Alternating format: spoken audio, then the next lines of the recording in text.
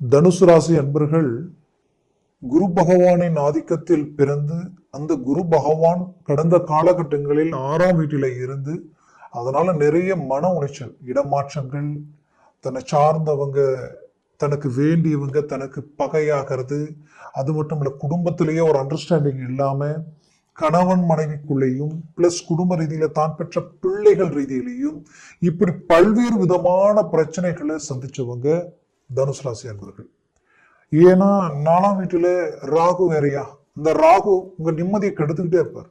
1 மணி நேரம் சந்தோஷமா இருந்தா ஒரு நாள் பூரா வலி வேதனைகள் வைக்கக்கூடிய அளவுக்கு அந்த ராகுவுக்கு பவர் உண்டு.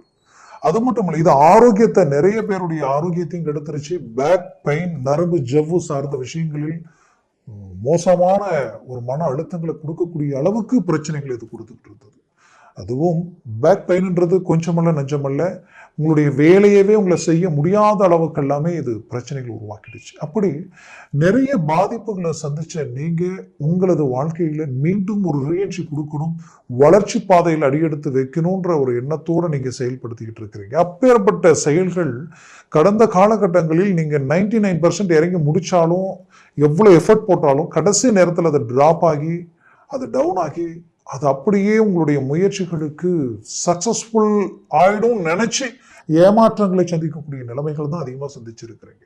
இதனுடைய விளைவுகளால என்ன ஆயிடுச்சுன்னா, எவ்வளவு ரிஸ்க் எடுத்தாலும், எவ்வளோ நீங்க இறங்கி ஒவ்வொரு வேலைகளையும் மூவ் பண்ணாலும் கடைசி நேரத்தில் அது டிராப் ஆகக்கூடிய நிலைமை இன்னைக்கு, நாளைக்கு, அடுத்த நாள் இப்படியே எதிர்பார்த்து இன்னைக்கு நிறைய பிரச்சனைகளுக்கு ஆளாகி, இதனால ஒரு புறம் வரவு செலவு பிரச்சனைகள் எல்லாம் டவுன் ஆகி சில நெருக்கடிகள் ஒரு புறம் இல்லாம, இந்த நெருக்கடிகளால குடும்பத்தில் இருந்த நிம்மதி சந்தோஷங்களும் கிடக்கூடிய அளவுக்கும், அதனால சில மன உளைச்சல் அடையக்கூடிய நிலைக்கும் ஆளாயிட்டீங்கன்னு சொல்லலாம். இப்படி நிறைய மன அழுத்தங்களை கடந்து வந்த நீங்க உங்களது அந்த முயற்சிக்கு ஒரு சக்சஸ் கிடைக்குமான்னு எதிர்பார்த்தவங்களுக்கு சரியா அந்த குரு பயிற்சி பெரிய லெவல்ல சக்சஸ்ஃபுல். அந்த குரு 7ஆம் வீட்டிற்கு வந்திருக்காரு. அவரது பார்வை டைரக்டா உங்களுடைய ராசியில விழுது. அதுவும் இந்த மாதம் தொடங்கி ஜஸ்ட் உங்களுக்கு பாத்தீங்கன்னா ஒரு 6ஆம் தேதியே புதன் பகவான் பயிற்சியாக 7ஆம் வீட்டுல ஆட்சி பெறுகிறார். அதே வீட்டுல தான் குரு இருக்கிறார். இதுல இன்னொரு ஹைலைட் என்னன்னா, உங்களுடைய பாக்யாதிபதியும் 6ஆம் வீட்டுல தான் இருந்தார், சூரிய பகவான்.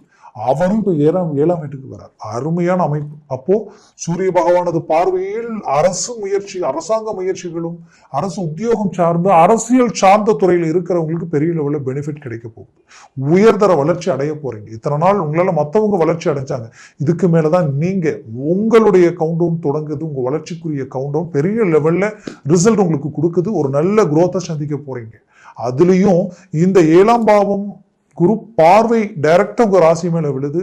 அந்த பார்வை 11 லாபஸ்தானத்திலையும் விழுது, 3ஆம் வீட்டிலையும் விழுது. அப்ப எப்பேற்பட்ட இடங்களில் இந்த குரு பார்வை உங்களுக்கு விழுதுன்னு பாத்தீங்கன்னா, உங்க ராசிக்கு முன்னும் பின்னும், அதாவது 3ஆம் வீட்லையும் 11ஆம் வீட்லையும். ஆக இது ஒரு அருமையான ஏறுமுகமா இருக்கக்கூடிய ஒரு காலமா இருக்க போகுது. அதுலயும் சுக்கிர பகவான் உங்களுக்கு லாபஸ்தானாதிபதியும் 5ஆம் வீட்டுல நின்று டைரக்டா அவர் லாபஸ்தானத்தை பார்க்கிறார். அப்போ லாபஸ்தானத்தை குரு பார்வை விழுது, சுக்கிர பகவானது பார்வை விழுது. அதே நேரத்துல செவ்வாய் பகவான், நீச்சம் பெற்ற செவ்வாய் பகவான், அவர் அஷ்டமஸ்தானத்துல இருந்து 5ஆம் அதிபதியா நின்று உங்களுடைய ஆசைகள், உங்களுடைய லட்சியங்கள், உங்களுக்கு வேண்டி உங்களை விட்டு விலகி போறது, இந்த மாதிரியான பிரச்சனைகள் எல்லாம் கொடுத்துட்டு இருந்தவர் கரெக்டா 9ஆம் வீட்டிற்கு வந்துட்டார். அப்போ பாக்கிய சம்பந்தப்பட்ட இடத்துல பஞ்சமாதிபதி நிற்கும் பொழுது உங்களுடைய ஆசைகள், அதிர்ஷ்டங்கள் கைகூடி வர நேரமா இருக்கும். அப்போ உங்க வேலையில ஒரு நல்ல குரோத் கிடைக்க போகுது. அது இத்தனை நாள் நடந்த சரிவுகளுக்கு ஆப்போசிட்டா ஒரு நல்ல வளர்ச்சி நோக்கி கொண்டு போறீங்க. அந்த வேலை, தொழில் சார்ந்த விஷயங்களுக்கு உங்களுக்கு வரவு செலவு கொடுக்கல் வாங்கல் எல்லாமே உங்களை வந்து அடைய போகுது. நட்புகள் ரீதியில ஒரு நல்ல ஒரு அருமையான ஒரு ரிசல்ட் உங்களுக்கு கிடைக்கும். அதுலயும் உங்களுக்கு குறிப்பா சொல்லணும்னா, உங்களுடைய ராசிக்கு வந்து இந்த குரு பார்வை 3ஆம் வீட்டுல விழுந்தால் நினைச்சதை முடிச்சிடுவீங்க, முடிக்காம தூங்க மாட்டீங்க. இத்தனை நாளா இருந்த ஸ்பீடை விட இப்போ இன்னும் ஆக்டிவேட் ஆகி இன்னும் ஹை லெவல்ல உங்களுடைய ஸ்பீடு இருக்க போகுது. அதுலயும் லாபஸ்தானத்துல விழுறதுனால எதில் அடி எடுத்து வச்சாலும் சக்சஸ்ஃபுல் ஆக போகுது. ஏற்கனவே தொழில் ரீதியில நீங்க சில இன்வெஸ்ட்மெண்ட் பண்ணிருப்பீங்க. சில அமௌண்ட் எல்லாம் சில விஷயத்துல போட்டா அது பெருகும் போட்டிருப்பீங்க. அதனால எந்த வித ஒரு growth இல்லாம இத்தனை நாள் இருந்திருக்கும். அதெல்லாம் இப்போ உங்களுக்கு அப்படியே அழகா கை கொடுக்க போகுது. அதனால இருக்கிற பிரச்சனைகளிலிருந்து ரிலீஃப் ஆகி ஒரு பெரிய லெவல்ல தொழில் சார்ந்து ஒரு நல்ல உயர்தர வளர்ச்சியை நோக்கி அடியெடுத்து வைக்கக்கூடிய ஒரு காலமா இது இருக்க போகுது. மொத்தத்துல இந்த காலம், இந்த நேரம் உங்களுடைய வாழ்க்கையில உங்களுக்கு கிடைக்கக்கூடிய அருமையான ஒரு வளர்ச்சிக்குரிய பாதையை இருக்க போகுது. அதுலயும் குறிப்பா தனுசு ராசி என்பர்களுக்கு பஞ்சமாதிபதி இங்க நீச்சம் பெற்றதுனாலே புத்திரபாகியம், பிள்ளைகளுக்கு ஆரோக்கிய ரீதியிலையும் சரி, அவர்களது செயலும் சரி, தான் எதிர்பாராத விதமான அவர்கள் சில முடிவுகளும் சேர்க்கை சிநேகிதங்களாலேயும் மன உளைச்சல்கள் அடையக்கூடிய நிலைமைகள் உண்டாக்கியிருக்கும். அதெல்லாம் சரி செய்யக்கூடிய ஒரு அருமையான நேரமா உங்களுக்கு இந்த காலகட்டங்கள் அமைய போகுது. குறிப்பா சொல்லணும்னா தனுசு ராசி அன்பர்களுக்கு குடும்பம் ஒன்றிணையக்கூடிய ஒரு காலமா இது இருக்க போகுது. வெளிநாடு முயற்சிகள் கை கொடுக்கும். 100% வெளிநாடு முயற்சிகள் கை கொடுக்கும். வெளிநாடு வரைக்கும் டிரான்ஸ்போர்ட் சம்பந்தப்பட்ட தொழில், ஒரு ஆன்லைன் சார்ந்த தொழில் எல்லாமே கை கொடுக்கும். கடந்த காலகட்டங்களில் ஆன்லைன் சார்ந்த வேலை தொழில் ரீதியில நிறைய நஷ்டங்களை சந்திச்சவங்களுக்கு இப்போ அது கை கொடுக்கக்கூடிய ஒரு நேரம். வாழ்வாதாரமே பாதிக்கப்படக்கூடிய அளவுக்கெல்லாம் ஆன்லைன்ல பாதிப்புகளை சந்திச்சிருப்பீங்க. அது எல்லாத்தையும் சரி செய்யக்கூடிய அளவுக்கு வரக்கூடிய காலகட்டங்களில் ஒரு நல்ல ரிசல்ட்டை நீங்க சந்திக்க போறீங்க. அதுலயும் குறிப்பா சொல்லணும்னா தனுசு ராசி அன்பர்கள், நீங்க வெளிநாட்டில் இருக்கிறீங்கன்னா கடந்த காலகட்டத்தில் நிறைய சிக்கல்களை சந்திச்சிருந்தாலும் அந்த சிக்கல்களால இது எப்படி ஃபேஸ் பண்றதுன்ற குழப்பங்கள், உங்களுக்கு கிடைக்க வேண்டிய வேலை சார்ந்த ரீதியில சில குழப்பங்கள், உங்களுக்கு கிடைக்க வேண்டிய பிசினஸ் சார்ந்து இது முடிஞ்சது அடுத்தது கமிட்மெண்ட் கிடைக்கலன்ற ஒரு குழப்பம் எல்லாம் உங்களுக்குள்ள இருந்திருக்கும். அது எல்லாமே உங்களுக்கு அழகா கை கொடுக்க போகுது. ஒரு நல்ல ரிசல்ட்டை நீங்க அடைய போறீங்க. மொத்தத்துல என்னை பொறுத்தவரையிலையும் இந்த தனுசு ராசி அன்பர்களுக்குரிய ஒரு காலமாக தான் இது இருக்க போகுது. ஏன்னா இருக்கிறதுலயே ராகு உங்களுக்கு 3ஆம் வீட்டிற்கு வந்தது மாபெரும் அசுர வளர்ச்சியை கொடுக்கக்கூடிய ஒரு காலமா இது இருக்க போகுது. நினைச்சதை முடிப்பீங்க, மீண்டும் ரீஎன்ட்ரி கொடுக்க போறீங்க. அந்த ரீஎன்ட்ரி மற்றவங்க உங்களை கண்டு வியப்படைகிற அளவுக்கு உங்களுடைய மேனேஜ்மெண்ட் ஹை பொசிஷன் டாப் கேட்டகரியில் இருக்க போகுது. நான் மீண்டும் சொல்றேன், நடந்த நெகட்டிவா நினைச்சு கிடைக்கிற இந்த பாசிட்டிவ் மிஸ் பண்ணிட வேண்டாம்.